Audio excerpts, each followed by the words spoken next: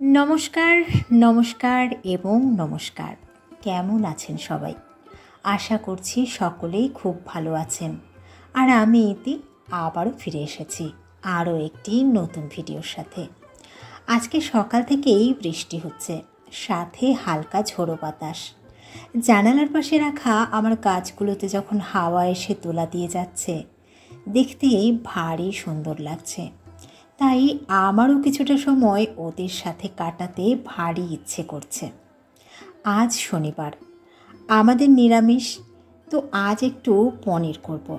Fridge থেকে পনির বের করে নিয়ে চলে এলাম আমার গাছেদের কাছে। আসলে ওদের কাছে থাকলে আমার একাকিত্ব কিছুটা কম বোধ হয়। ছোটোবেলা থেকেই একটা বড় পরিবারে বেড়ে ওঠা আমার। তারপর আস্তে আস্তে কখন যে একলা হয়ে গেলাম বুঝতেই পারলাম না। তারপর বহু সময় আমার একাই কেটে গেছে।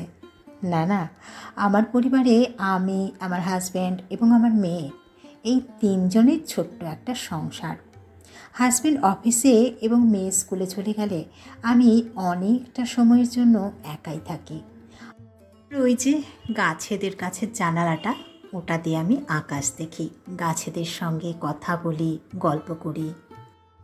আসলে আজকাল মানুষের সাথে সময় কাটানোর চেয়ে গাছেদের সাথে সময় কাটাতেই আমার বেশি ভালো লাগে। আর যাই হোক, ওরা তো মুখে মধু আর অন্তরে বিষ রাখে না। যাই হোক, এখন ঝটপট করে রেসিপিটা শেয়ার করি। প্রথমেই পনির কেটে নিয়েছি, তারপর পনির হালকা করে ভেজে তুলে নিয়ে তার মধ্যে আলুগুলো একটু ভেজে তুলে নিয়েছি। তারপর মশলার জন্য 2টো টমেটো, কিছুটা আদা, লঙ্কা, জিরে গুঁড়ো, ধনে গুঁড়ো, কাশ্মীরি লঙ্কা গুঁড়ো দিয়ে একটা পেস্ট বানিয়ে রেখেছিলাম।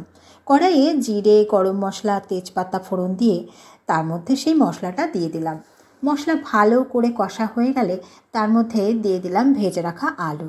তারপর জল দিয়ে কিছুক্ষণ ফুটতে দিলাম। তারপর ভেজে রাখা পনিরটা দিয়ে তার মধ্যে একটু নাড়াচাড়া করে দিয়ে দিলাম বেটে রাখা পোস্ত।